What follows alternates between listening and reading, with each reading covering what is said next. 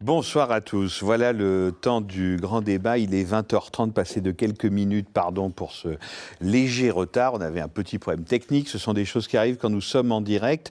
Faut-il réformer une justice malade? Donc c'est le titre de cette soirée qui sera divisée en 3 plateaux et qui est justifié par un curieux enchaînement. Alors est-ce qu'il faut le lire de façon raisonnée ou le lire de façon accidentelle? Toujours est-il que depuis un mois, il y a eu les révélations de Mediapart à propos de l'affaire Kerviel, qui avait tendance à démontrer que la Société Générale était parvenue à manipuler la procédure en sa faveur.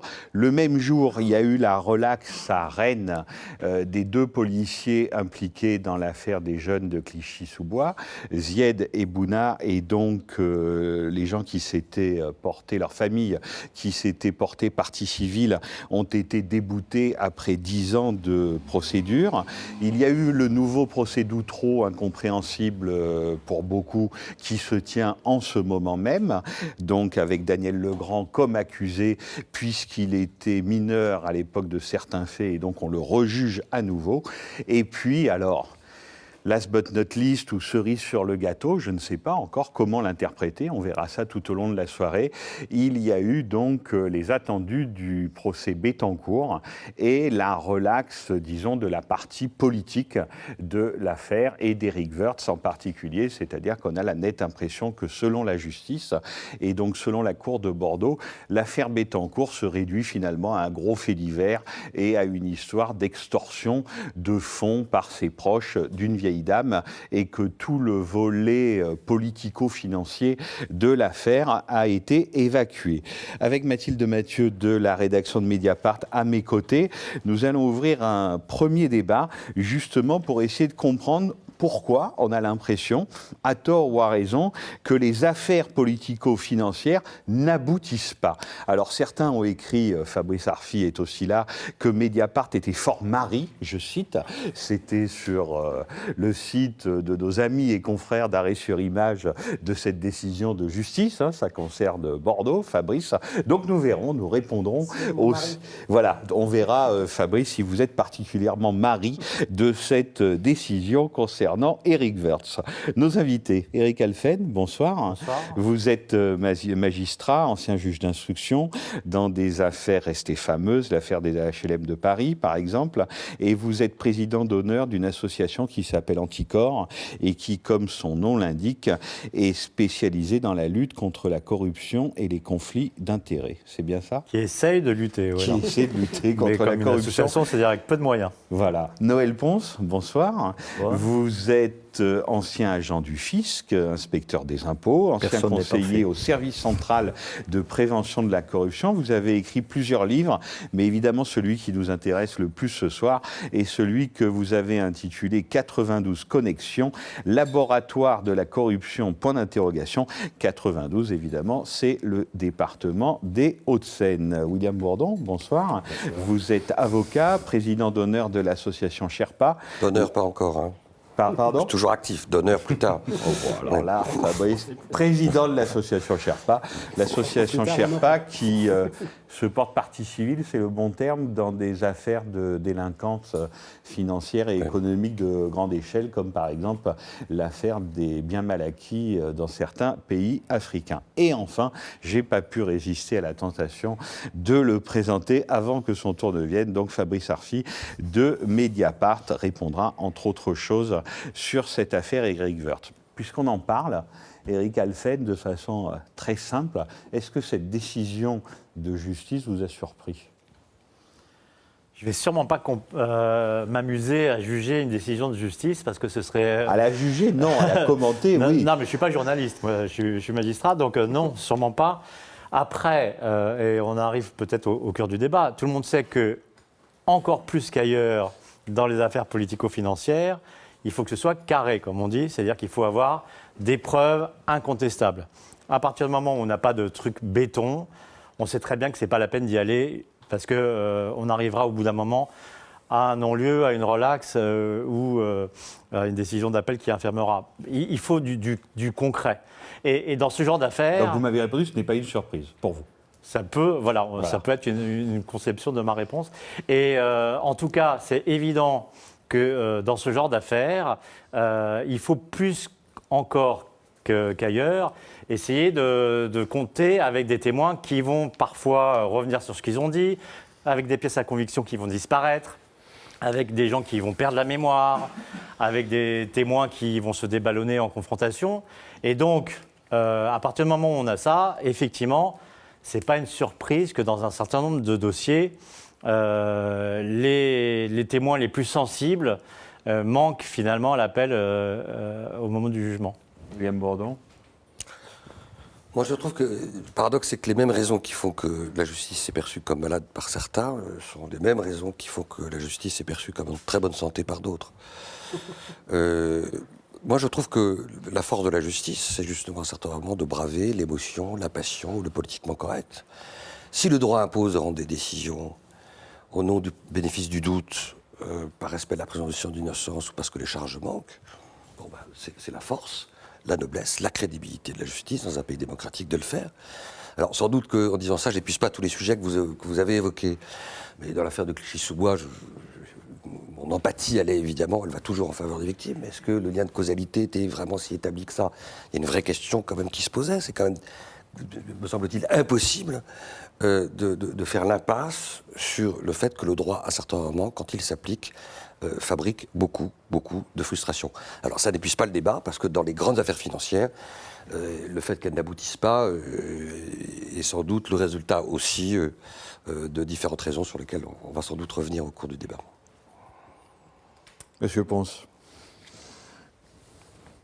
Pour ma part, j'avais fait un lien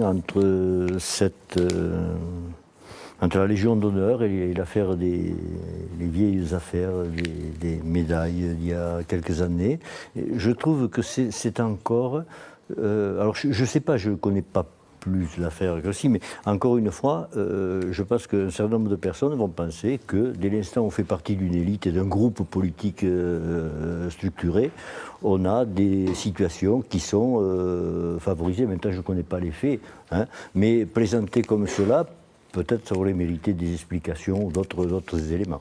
Quoique les attendus sont assez performants quand même. Hein. Alors justement, on peut peut-être parler, Fabrice, des attendus du tribunal, puisqu'on a l'impression que la décision finale, c'est-à-dire la relaxe, hein, en ce qui concerne Éric Woerth, et comment peut-on dire, matinée par des attendus où, par exemple, le terme atypique, je ne sais pas s'il est très employé dans les attendus des juridictions, revient sans arrêt.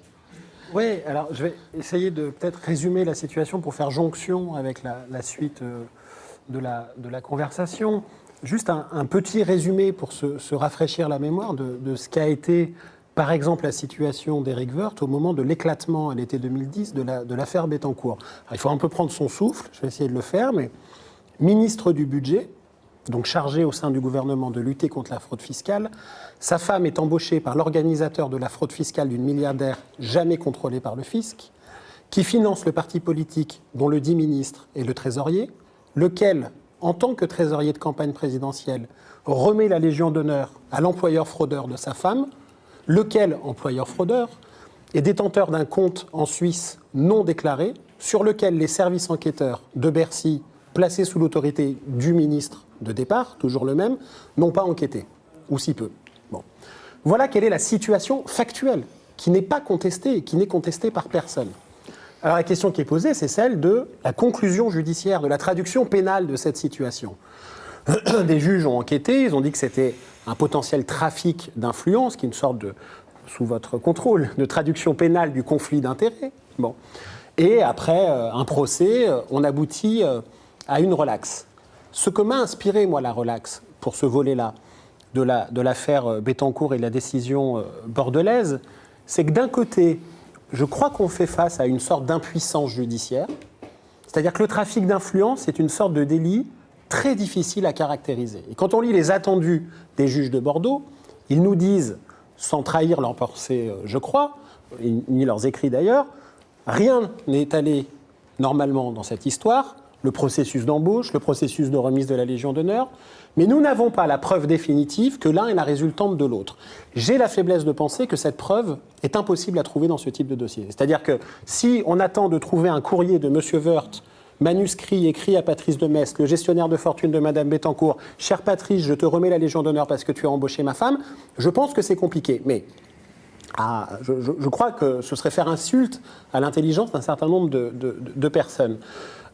Cela étant, la position qui est la mienne à la faveur de la décision de Bordeaux, c'est de considérer qu'on peut prendre acte de cette situation judiciaire, qu'on peut considérer que c'est une impasse, une faiblesse, le droit qui s'est appliqué, peut-être que le droit est trop faible dans la lutte contre la corruption. Ce qui me pose un énorme problème, c'est qu'au-delà de la décision judiciaire, la situation que j'ai décrite au début, elle n'a été sanctionnée par personne socialement, en dehors de la justice. C'est-à-dire qu'administrativement, l'inspection des finances a été saisie, elle a dit « tout va bien ». Électoralement, M. Woerth a été réélu avec 60% des voix. Politiquement, il est aujourd'hui promu. Moi, je ne suis pas pour la judiciarisation. On dépasse largement le débat judiciaire. Bien là, sûr, vous parlez de la la lutte contre façon la corruption. dont la société réagit face aux soupçons potentiels de corruption. Non, à une sanction d'un conflit d'intérêts. Vous dites qu'il a été réélu facilement. Ouais. Qui l'a réélu? Ce n'est pas les juges, ce n'est pas les journalistes, c'est les citoyens. Bien sûr. Les citoyens ont considéré, et c'est un des problèmes, et c'est une des raisons pour laquelle on a créé Anticorps, pour essayer de faire comprendre aux citoyens qu'il faut faire attention au moment de mettre son bulletin dans l'urne, mais c'est un des problèmes, c'est-à-dire que finalement, la société, au sens très large, se moque totalement des implications des uns et des autres dans des affaires de corruption qui ne les concernent pas. Ce qu'ils veulent, c'est un appartement, c'est avoir une place en crèche. Je pense que pourquoi Balkany, on parlait du 92 Je trouve que ça fait une impression désastreuse. Parce qu'on ne fait pas la pédagogie. Parce qu'on ne fait pas la pédagogie. Mais c'est valable aussi pour moi, pas tous à la fois. On essaie de la faire. Peut-être sur Balkany, parce que vous avez eu affaire un peu à lui par le passé. C'est un petit peu difficile de demander aux électeurs de Levallois de ne pas réélire quelqu'un qui, à part en 95 sur une petite, entre guillemets, prise illégale d'intérêt, n'a pas été condamné. Donc depuis 20 ans. Donc, qu'est-ce qui fait qu'aujourd'hui, qu'est-ce qui fait obstacle peut-être en termes de moyens, d'indépendance du parquet, qu'est-ce qui fait obstacle à la manifestation de la vérité dans ce type d'affaires. Non, mais je crois que c'est ce qu'on disait tout à l'heure. Il y a des liens qui se font, et puis après, il appartient au juge de dépasser ces liens et de faire un raisonnement juridique avec des preuves. Je veux dire, si on n'a pas de preuves, on ne condamne pas, et c'est tout à l'honneur de la justice française. On ne peut pas condamner sans preuve. Et donc, dans les affaires dont on parlait tout à l'heure, les affaires Balkany, il y a des liens, il y a des présomptions, et puis au dernier moment, il manque la preuve. Mais je voulais poser les deux problèmes, parce qu'il y a le problème de la justice qui n'est finalement qu'un exemple de la façon dont notre société accepte ou tolère les écarts d'argent, parce que c'est de ça qu'il s'agit. Et on est beaucoup plus... on aime beaucoup moins les problèmes de violence, les problèmes de maltraitance, etc., que des problèmes de détournement d'argent, qui passent finalement assez bien. Mais alors, est-ce qu'une des questions, c'est pas, est-ce que le législateur a donné les moyens dans le code pénal à l'autorité judiciaire d'attraper ces atteintes à la probité? Est-ce que les infractions sont correctement définies? Non, mais par exemple, pour Woerth, et moi j'ai connu ce problème dans le temps aussi, quand on parle de recel d'abus de biens sociaux, et qu'on n'arrive pas à identifier clairement de quelle société vient l'argent, on aura beau dire, c'est louche, comment ça se fait qu'il a cet argent-là? À partir du moment où on n'arrive pas à caractériser l'origine exacte de l'argent, eh ben, on ne condamnera pas. Et donc, c'est peut-être une légèreté ou une justice qui est trop molle, mais en même temps, c'est la justice juste. Et si on parle de détournement dans une société, il faut au moins savoir dans quelle société ça a été détourné. Quand on dit machin s'est fait voler un tableau, au moins on sait que c'est chez lui qu'il y avait un tableau et qu'on l'a volé. Pour l'argent, c'est beaucoup plus compliqué à établir. Et donc, on ne peut pas non plus accuser la justice. C'est tout simplement parce qu'il y a des garanties pour tous, y compris pour les plus forts d'entre nous. Et en même temps, Eric Alphen, je vais faire le journaliste. Ça veut dire donc que personne ne met en doute que la famille Bettencourt, même du vivant d'André Bettencourt, a aidé à peu près tous les partis politiques de France, du RPR au Parti Socialiste. Il y a un homme politique que les Bettencourt, maintenant on en est sûr, par décision du tribunal de Bordeaux, n'ont jamais aidé. C'est Nicolas Sarkozy. Non, mais il y a les autres. Vous parliez de gauche, ils étaient où les ceux Non, de mais gauche? Mais non, mais c'est quand même un peu insensé, non? C'est pas parce William Bourdon. c'est pas parce qu'un homme politique est relaxé que les juges se sont trompés. Même si cet homme politique est éventuellement votre pire adversaire. Je répète ça. Non, mais je suis d'accord, Tout le monde bien est sûr. unanime pour dire que le président à Bordeaux a mené ses débats avec beaucoup de rigueur.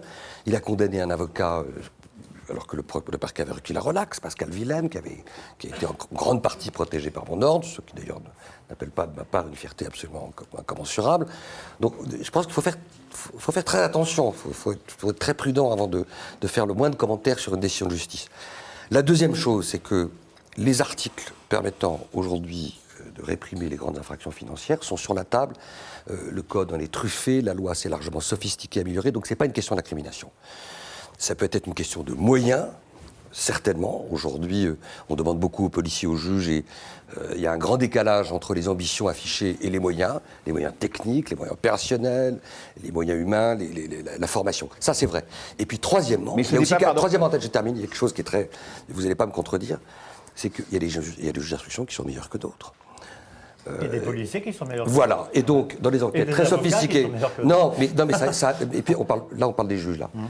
Et donc dans les enquêtes financières très complexes, où il y a un jeu de chat et souris, de théâtre d'ombre, qui demande d'avoir une espèce d'engineering à la fois psychologique, intellectuel, juridique, assez sophistiqué, il y a des juges d'instruction qui n'ont pas forcément la vision, la qualité technique, les radars, pour repérer ce qui est évoqué par Fabrice Arfi, c'est-à-dire a posteriori, une preuve qui est toujours la preuve d'un pacte, un pacte qui est toujours dématérialisé, qui est toujours dans le relationnel, qui est toujours dans des indices relativement abstraits, émiettés, comme un puzzle compliqué à rassembler. Et a posteriori, oui, par définition, les grandes infractions financières sont difficiles à établir, parce que ce sont des infractions secrètes et qui, de façon essentialiste, en général, ne fabriquent que très peu de preuves matérielles, éclatantes et confondantes pour ceux qui en sont les responsables. Non, il pense plus Fabrice.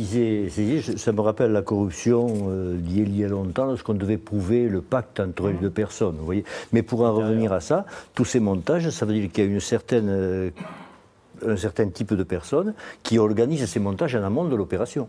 Et que donc finalement, les montages sont professionnalisés. Alors que ce n'est pas le montage je te donne, tu me donnes, il y a toute une organisation, toute une structure pour faire ça, il faut. Il y a tout un guidage qui est là derrière, qui était quelque chose qui n'existait que relativement peu quand j'ai commencé à travailler, et qui maintenant devient pratiquement le chiffre d'affaires de pas mal de structures. C'est-à-dire qu'on organise le plantage de l'opération en amont. La dissimulation. Oui, Non, ça mais ce que j'essaye de dire, au-delà de la relaxe, ce qui, je trouve, est insupportable pour un citoyen, c'est qu'on a l'impression que la relaxe, c'est l'expression que j'ai utilisée dans un article, agit un peu, pour ceux qui ont vu le film, comme le stylo effaceur de mémoire du film Men in Black. Ce que j'ai décrit tout à l'heure, la situation de conflit d'intérêts, personne ne la conteste, elle est factuelle. Elle est factuelle. Qu'elle ne soit pas pénale, c'est une chose.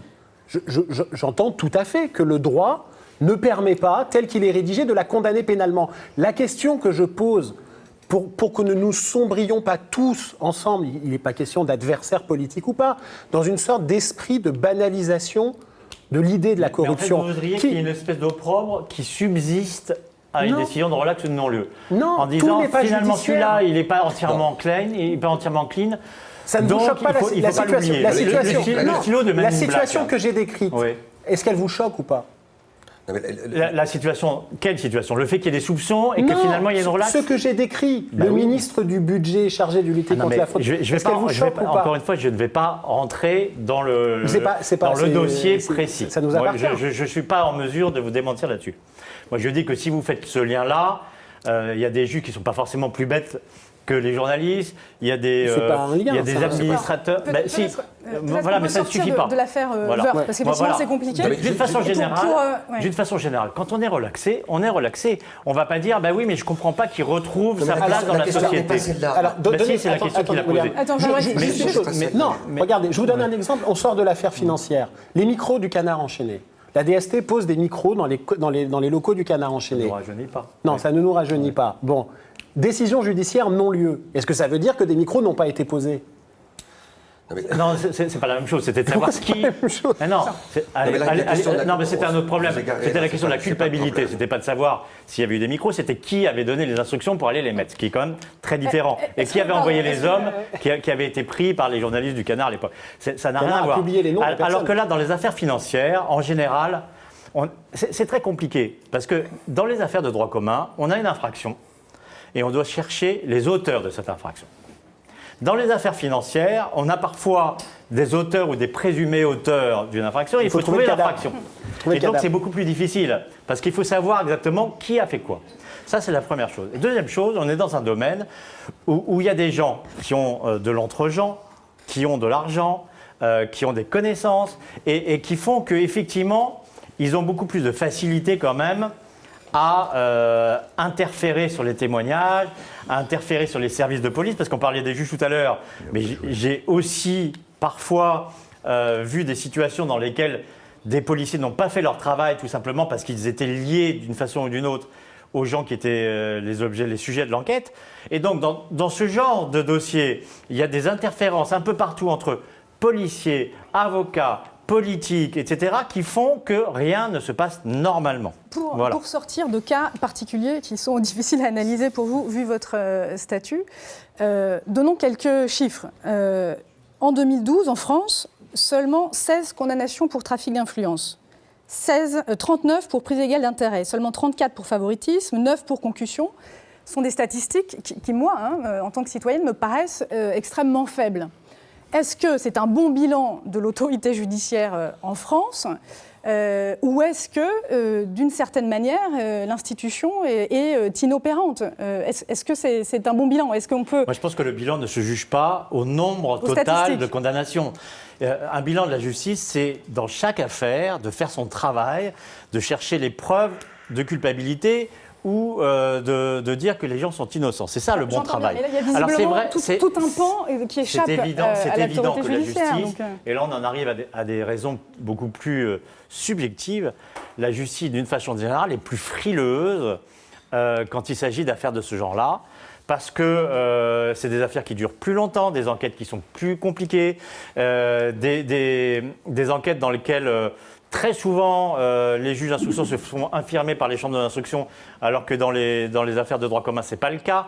Donc, il y a tout un système. Moi, j'ai l'habitude de dire, et j'en parlais tout à l'heure, que ce qui différencie la justice anglo-saxonne de la justice française, c'est que je trouve que les textes qui régissent la justice française sont plutôt meilleurs. C'est-à-dire qu'on a une justice équilibrée, qui fait globalement son travail et qui a les moyens de le faire en indépendance. Mais en revanche, les humains anglo-saxons et notamment américains, sont plus décomplexés. C'est-à-dire que quand ils ont un poisson, qu'il soit gros ou petit, ben, ils y vont le chercher. Alors qu'en France, on est beaucoup plus frileux, pour ne pas dire pétochard, quand un gros poisson passe devant nous. Voilà, il y a des raisons subjectives et il y a des raisons objectives. Et les raisons subjectives ne sont pas à l'honneur de la justice française, je trouve. William Bourdon. Moi, je ne suis pas tout à fait d'accord avec ce qui vient d'être dit. C'est fait pour. Non, je ne suis pas sûr que c'était. Non, ça, vous le dites maintenant, mais je ne suis pas sûr qu'au moment où vous l'avez dit, c'était fait pour ça. Non, moi, je ne crois pas à ce tableau comme ça, si négatif. D'abord, la France avait un énorme passif dans la mobilisation politique, législative, judiciaire, policière sur les grandes infractions financières. On avait un passif, un retard important par rapport aux autres pays européens. Et donc on est en train de se rapprocher des standards et des niveaux moyens européens, notamment s'agissant de la lutte contre la grande corruption. Je parle sous votre contrôle, mais depuis 2012, le nombre d'affaires ouvertes au parquet financier pour corruption d'agents publics à l'étranger a été multiplié par 3 ou 4. Donc il y a une nouvelle dynamique indiscutable, insuffisante, encore une fois, le problème des moyens. et vous n'avez pas tort de dire que ça ne se résume pas évidemment à une affaire d'arithmétique. Mais l'arithmétique n'est pas innocente non plus. Il y a quand même un volume d'affaires qui était très en deçà en France de celle qui était par exemple traitée en Allemagne ou même en Espagne. Donc il y a ce retard qu'il faut combler. Il y a une nouvelle dynamique depuis l'arrivée de François Hollande qui serait totalement malhonnête de nier. Elle est là, l'indépendance des juges aujourd'hui est globalement respectée. C'est un acquis de François Hollande. Elle est. Vous êtes très optimiste d'un coup. Non. L'indépendance des juges, j'ai dit globalement. Le Conseil supérieur de la magistrature, j'ai dit que l'indépendance des juges, globalement, est mieux respectée. Pourquoi ? Écoutez, je suis étonné que ça ne soit pas venu jusqu'à vos oreilles, parce que tous les magistrats que je rencontre sont unanimes pour dire, notamment dans les grandes affaires financières, là où il y avait une multiplication des coups de canif de l'exécutif, ça ne veut pas dire qu'ils aient disparu comme par enchantement. On n'est pas passé d'un monde absolument abject à un monde merveilleux. Je dis que globalement, il y a une dynamique qui est nouvelle. Le nier me paraît absolument impossible. Alors, il y a des obstacles qui restent, qui sont la tentation structurelle de tous les pouvoirs politiques, de temps en temps, quand certaines affaires sont susceptibles de gêner certains de leurs séides ou de leurs protégés, effectivement de se rapprocher des logiques qui étaient des logiques d'interférence. Elles sont structurelles en France, elles existeront toujours. Aujourd'hui, elles sont moindres. Deuxième problème structurel essentiel dans la lutte dans les grandes affaires financières, les paradis fiscaux. Tant qu'il y aura 50 à 60 territoires au monde qui refuseront de coopérer avec les juges européens, une affaire sur 2 ou 2 affaires sur 3 tomberont dans le lac et se termineront dans une impasse qui est liée au cynisme avec lequel la communauté internationale laisse subsister, se moderniser, se transformer un certain nombre de paradis fiscaux. Aujourd'hui, l'argent sale, les flux d'argent sale à Hong Kong, à Singapour, qui pourtant, en termes d'affichage, ont multiplié les engagements vertueux, à tel point qu'ils ont été célébrés par l'OCDE. J'en ai parlé avec M. Pascal Saint-Amand, l'OCDE, il y a quelques semaines. C'est en même temps là où les comptes bancaires sont en train d'accueillir les dizaines et les dizaines de milliards qui, avant, venaient se abonder les comptes en Suisse, au Luxembourg et à Monaco, et qui ont migré depuis 10 ou 15 ans vers des cieux aujourd'hui plus cléments. Ça, c'est le grand problème de la lutte aujourd'hui contre la corruption. Sur le problème de la justice, je pense qu'effectivement, la justice manque que de techniciens. Et moi, je ne suis pas inquiet, mais je plains beaucoup les juges d'instruction qui ont 15 dossiers complexes, pas faciles à gérer, et toute la chaîne manque de personnes. C'est-à-dire les policiers et de techniciens. Pourquoi ? Parce qu'on est en train d'assister à quelque chose de totalement nouveau. Le problème de la justice, ce n'est pas maintenant qu'il se pose. Il va se poser dans 5 ans. Lorsque la criminalité financière aura fait le lien avec la mafia. Ce qui est pas quelque chose de très... Même si ça peut étonner les gens, on n'en est pas très loin. Et lorsqu'effectivement, toutes ces problématiques vont se poser, vont se multiplier. Lorsqu'on va devoir régler les problèmes, et c'est là où je suis un peu d'accord avec vous, avec les Américains, sur les algorithmes, tous les problèmes bancaires, où là, effectivement, personne n'a été condamné quand même. Ce sont les banques qui ont été condamnées. Et comme on disait, quand ils ont condamné les banques, on avait dit, je ne sais plus quelle banque a payé 13 milliards, un nombre fou. On a fait le calcul assez rapidement. Ça faisait en gros 45 € pour vous et moi. C'est ce que raconte l'enquêtrice qui a travaillé sur l'affaire Kerviel. Elle raconte que faute de formation, faute de moyens, d'argent pour les expertises, etc., elle s'est fait manipuler par, dit-elle, la Société Générale. Et là, c'est quelque chose qui est non pas relativement simple, mais c'est du front office, back office et middle office. Bon. Mais vous voyez, ces éléments-là, il va falloir rechercher, il va falloir avoir des techniciens, et ça ne peut pas se faire par un expert extérieur. Il faut qu'il y ait des gens qui plongent dedans et qui sachent ce qu'on va y faire. Et c'est ça le problème. Le problème va se poser. Je voulais juste revenir sur les 2 points qui ont été abordés par William Bourdon. Je ne suis pas d'accord avec lui sur les deux aspects. Sur la justice internationale, au contraire, moi je viens d'un temps où on n'avait même pas un compte en Suisse qui revenait au bout de 1 an ou 2 ans après l'avoir demandé. Ça va beaucoup mieux.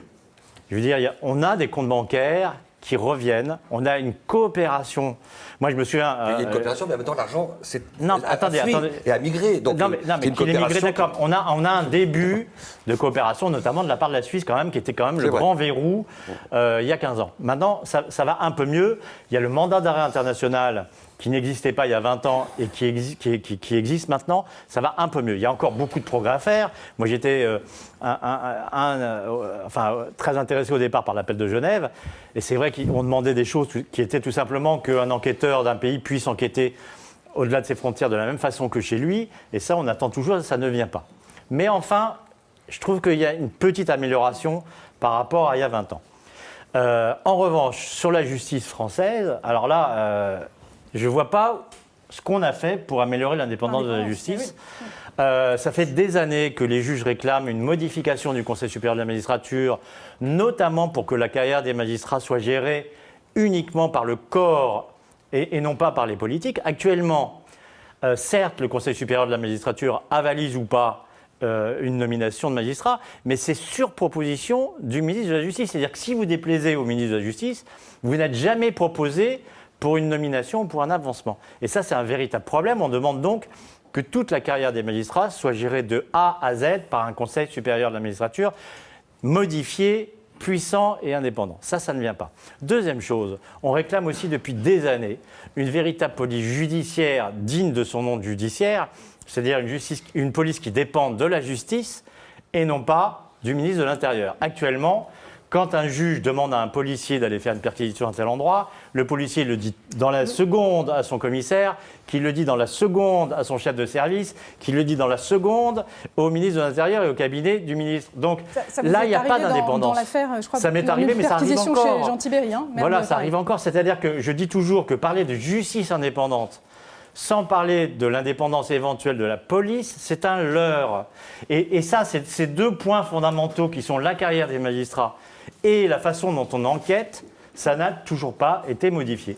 William Bourdon, sur ce point, je rappelle juste deux détails, entre guillemets, pour les téléspectateurs. Un, il y a quand même eu un texte qui a interdit les instructions individuelles dans les dossiers, 2013. Et puis, deuxièmement, et vos associations en profitent, si je puis dire, la possibilité pour les associations agréées de se constituer partie civile pour obliger quand un procureur... C'est très bien pour nous, mais il faut être agréé. Éric a fait la parfaite entendu ce que j'ai dit. J'ai jamais dit qu'on était tout à coup dans un monde paradisiaque. J'ai dit qu'il y avait par rapport, et c'était pas difficile, la mandature Sarkozy qui s'est caractérisée de façon caricaturale par des coups de canif invraisemblables dans le principe de la séparation des pouvoirs. Aujourd'hui, les juges soufflent un peu mieux et travaillent d'une façon un peu plus tranquille. Voilà, c'est aussi simple que ça. Maintenant qu'il y a encore des choses à faire, vous n'aurez pas beaucoup de mal à m'en convaincre. Mais puis par ailleurs, il y a une institution qui a été créée qui s'appelle le Parquet national financier. Qu'on critique à juste titre. Je fais partie de ceux qui n'en sont pas des contempteurs, mais qui soulignent en même temps les insuffisances de la loi.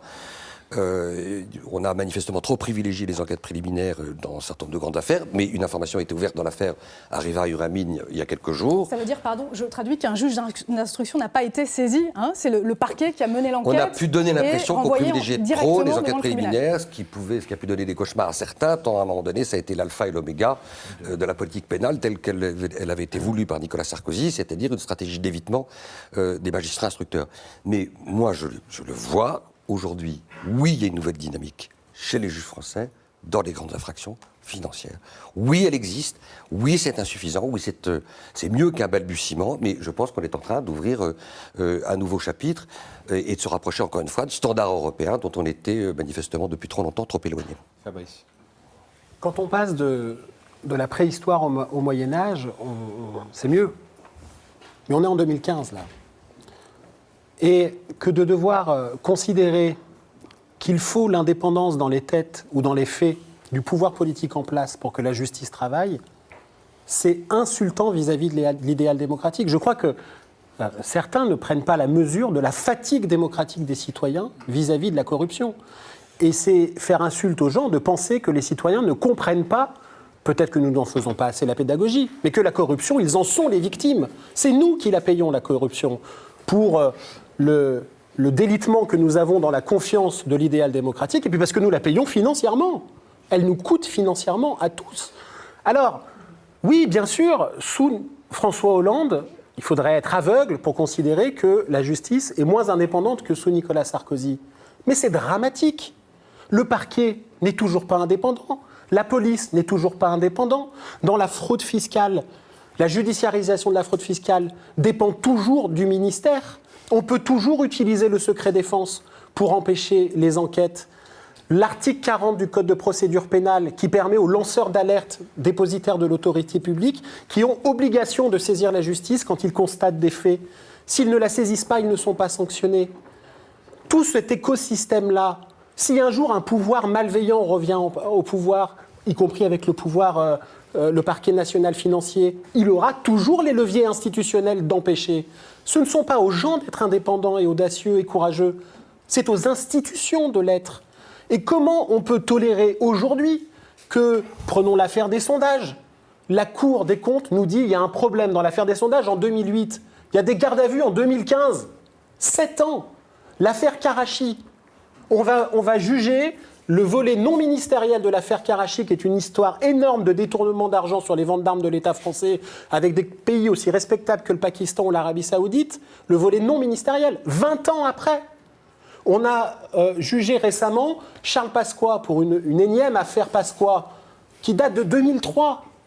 Mais on juge Jacques Chirac, qui est, très malade, très vieux. Quelle est la pédagogie citoyenne là-dedans? Il n'y en a pas.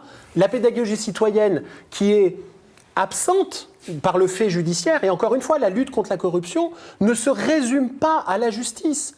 La vérité judiciaire n'est pas toujours la vérité. Alors bien sûr que la relaxe d'un homme politique ne veut pas dire que la relaxe est fausse et que l'homme politique est par définition coupable.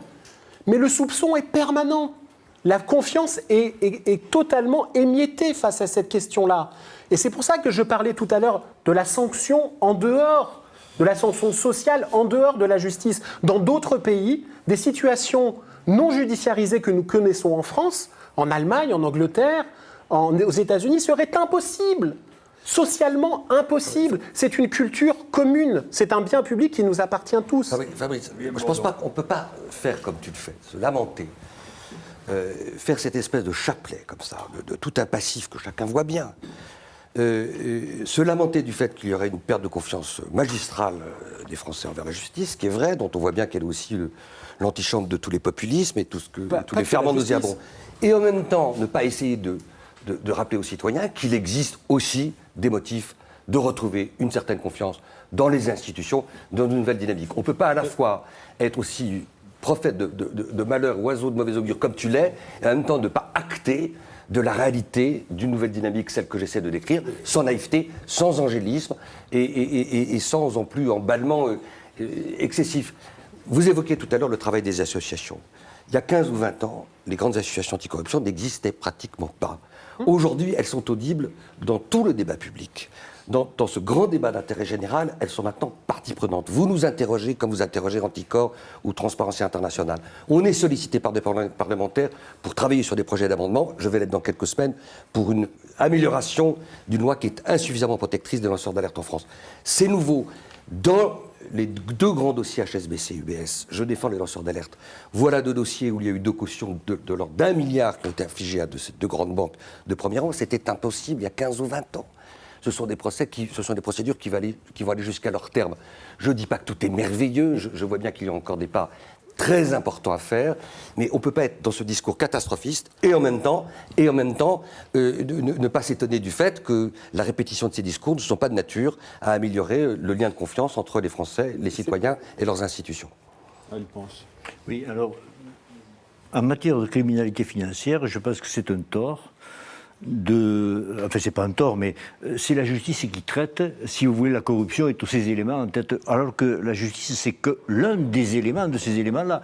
Par exemple, admettons que les impôts se mettent à faire 120 000 vérifications de situation fiscale personnelle, bien ciblées, je pense que ça peut limiter la corruption, vous voyez, tranquille, comme ça, juste. Et si les douanes ou on recrée une DGCRF pour les marchés publics, il y a, je crois, 354 milliards de marchés publics, 20% de pertes, hein, en ligne, si vous voulez, bon, peut-être que ça se ferait. Donc, la corruption, c'est d'abord c'est ce que tu dis, de toute façon, expliquer aux gens. On a le service central de prévention de la corruption. Bon, j'y ai passé 16 ans. Ça prouve que je l'aime bien. Actuellement, il n'y a pas de secrétaire général et on ne sait pas trop ce qu'il devient. Bon. Alors, il fait des propositions intéressantes quand même. Il fait des propositions, mais on ne lui a rien demandé. Ouais, on lui a rien demandé par sur exemple, les lois. Il recommande la création d'une infraction d'enrichissement illicite. Tout à fait. qui existe c'est à l'élu à soupçonné Dakar, qui existe de à faire- Niamey. ouais. Voilà. C'est en gros renversement de la charge de la preuve, c'est à l'élu Tout à soupçonné quant à l'origine des fonds. Comme l'infraction de Exactement. blanchiment. Une dizaine d'années en Europe. Pourquoi ça n'existe pas dans le code pénal? Est-ce que vous le recommandez? Vous faites plusieurs recommandations moi, je concrètes le dans recommande votre évidemment. livre. Pour, L'inversion de la charge de la preuve, dès l'instant où on a professionnalisé les montages frauduleux et les montages criminels de tout, la seule façon qu'on a d'arriver rapidement à prouver les choses, c'est d'inverser la charge de la preuve. Vous avez cette maison, d'où viennent les fonds? Point. Alors, Ce qu'on fait, contre le trafic de stupéfiants. Ce qu'on fait contre le proxénétisme, trafic de stupéfiants. Mais alors puisque comment vous les expliquez que Ah, moi, j'explique pas, je constate. Au ministère de la Justice, le patron du service central de lutte contre la corruption le recommande, que la France ratifie la Convention des Nations Unies contre la corruption qui le recommande, et pourtant le législateur ne l'a pas voté. Parce que la France est un beau pays. C'est-à-dire On a toujours été les premiers dans les réglementations. Et puis, finalement, derrière, il n'y a pas grand-chose. Donc, en application, regardez l'OCDE qui nous a remis très sévèrement en cause pour notre lutte contre la corruption. Résultat, ce sont les Américains qui viennent attaquer Alstom et la banque, je ne sais plus laquelle, et qui brusquement se souvient qu'elle est française. Elle n'était pas française jusqu'à zéro, puis brusquement s'en souvient. Bon, si on avait fait le boulot avant, il n'y aurait pas eu de problème. Je dis, vous voyez ce que je dis, c'est assez simple. Moi, ce que je reprocherais plutôt au top magistrat, c'est de ne pas penser dans le temps, de ne pas penser que les Américains, un jour, pour des raisons d'abord d'image, ensuite d'intelligence économique, parce que toutes ces affaires, ça fait rentrer de l'argent chez eux et ils partent de chez nous, n'a pas pu penser qu'on pouvait faire comme les Canadiens ou les Grands-Bretons, prendre une situation de même nature. On pourrait aller chercher aussi des dossiers à droite ou à gauche qui peuvent être intéressants, mais comme... Vous voyez, c'est ça que je... Et cette prévention, elle n'est pas là. Par exemple, on n'a pas donné toujours au service central ils reçoivent des informations, mais que toutes les administrations lui donnent les informations pour que ce soit le centre de tout ce qui se fait sur la corruption. Enfin, ils sont là. On ne va pas les laisser roupiller quand même. Et ça fait 10 ans qu'ils recommandent de protéger davantage les lanceurs d'alerte, un sujet que William Bourdeau connaît très bien, et on en est encore à la préhistoire. C'est ça, moi c'est ça qui me gêne. Mais par contre, ce qui est vrai, c'est qu'on est quand même passé, me semble-t-il, d'une culture en France qui était une culture extrême, dont on a encore des symptômes, d'une forme de résignation assez cynique, de fatalisme par rapport à la corruption. On est sorti de cette tangence-là. Pas partout, pas chez tout le monde. Et cette idée que la corruption est un cancer pour l'état de droit, pour la démocratie, est une idée qui se répand de plus en plus et portée par un mouvement citoyen que chacun voit. On en est au balbutiement, c'est vrai, mais ce mouvement, je pense, il est absolument irréversible. Alors cette accoutumance, cette familiarité avec la corruption, de bonne ou de mauvaise foi, dite ou non dite, visible ou invisible, on la voit aussi dans la résistance des parlementaires à aller plus loin que le cortège de lois qu'on a eu à l'automne 2013. Et il y a sans doute beaucoup plus et beaucoup mieux à faire. Et ça sera sous la pression citoyenne que ça se fera, et certainement pas par la grâce du Saint-Esprit qui, pour l'instant, faiblit dans les cerveaux de nos décideurs politiques. Il est bien discret, d'ailleurs. Fabrice, vous vouliez nous montrer l'extrait d'un film, non ?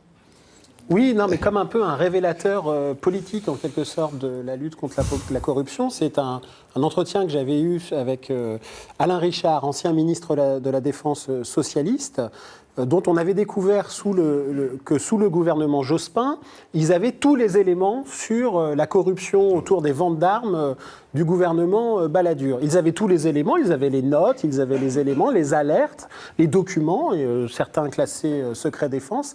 Et le gouvernement Jospin n'a pas voulu saisir la justice. Et voici ce qu'il répondait. Voilà, Pierre Catan, si l'extrait est prêt. Est-ce qu'il a été question, à un moment donné, de saisir la justice sur la foi des soupçons qui ressortent des documents de votre ministère ou de Matignon? Qu'est-ce qui aurait été un délit? Le retour d'argent en France? Ou le versement de commissions non justifiées, qui est un abus de bien social? Oui.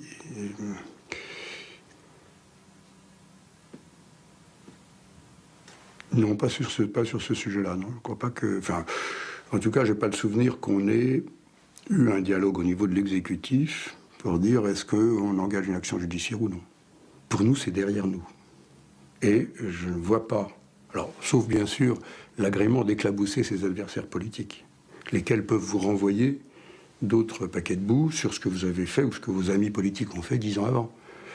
Mais du point de vue de la conduite de la politique du gouvernement, je n'ai pas le souvenir que quelqu'un, à l'intérieur du gouvernement, au Parlement, ça aurait été différent, ait dit c'est notre intérêt d'ouvrir une controverse là-dessus. La moralisation de la vie publique par l'action judiciaire ne fait pas partie de l'intérêt de l'État ? L'intérêt de l'État, c'est d'abord que la loi ne le permette plus. Ça, nous l'avons fait. Quand, et après, nous n'avons pas la même approche de ce que c'est qu'une controverse et de qui elle sert. Quand nous avons été élus, le parti de Le Pen recevait le soutien de 15% de nos concitoyens. Quand Jospin avait manqué la présidentielle de peu, pareil. C'était évident pour un enfant de 12 ans que si, à notre initiative, dans le but sans doute d'informer le public, mais dans le public, 98% des gens auraient pensé que nous le faisions pour discréditer nos concurrents. Cette controverse se serait poursuivie dans l'ambiance la plus écœurante, et le résultat concret est que Le Pen serait passé à 20%. Extrait de L'argent, le sang, la démocratie, film que vous avez co-réalisé, Fabrice. Oui. Alors j'ai plus de respect pour les enfants de 12 ans parce que Alain Richard a oublié que la fin du gouvernement Jospin, c'est le 21 avril 2002 et justement Jean-Marie Le Pen au second tour. Donc c'est fromage et dessert, ils ne saisissent pas la justice et il y a quand même le FN au pouvoir. On a mis cet extrait parce que je crois qu'il est très révélateur d'un certain état d'esprit, y compris au plus haut sommet de l'État, quand même ministre de la Défense, qui nous dit que en fait les affaires, c'est un instrument contre les ennemis politiques. C'est-à-dire que les affaires ne sont pas des révélateurs d'une tragédie, un braquage contre l'idée même de société organisée dont nous sommes tous, de droite ou de gauche ou d'ailleurs, les victimes invisibles en permanence. Et tant qu'on ne change pas, c'est pour ça que tout n'est pas judiciaire pour moi, c'est ça que je veux dire. C'est que c'est une culture, tant qu'on ne change pas notre culture vis-à-vis de l'esprit de la corruption, alors je pense que nous avons une forme d'abîme devant nous. Ce qu'il dit surtout, c'est que moins on en parle, mieux ça vaut pour, entre guillemets, sa démocratie.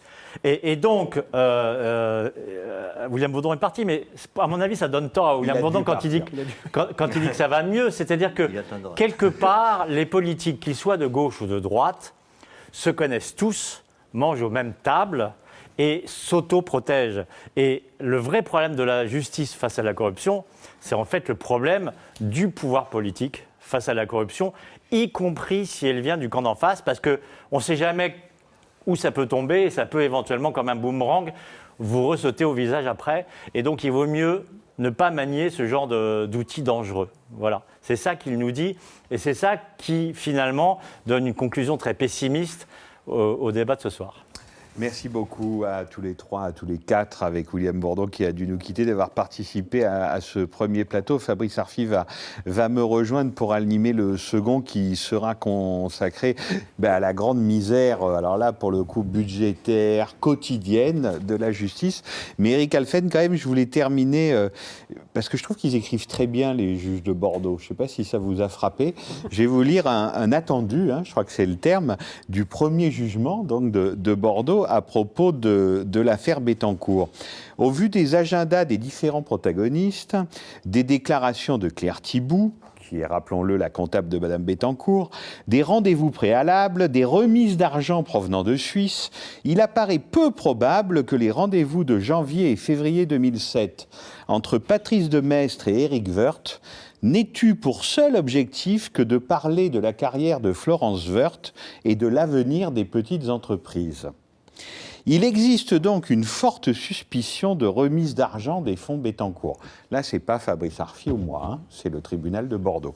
Il existe donc une forte suspicion de remise d'argent des fonds Bettencourt. Les juges ajoutent, sans que la démonstration de la remise ne soit totalement acquise.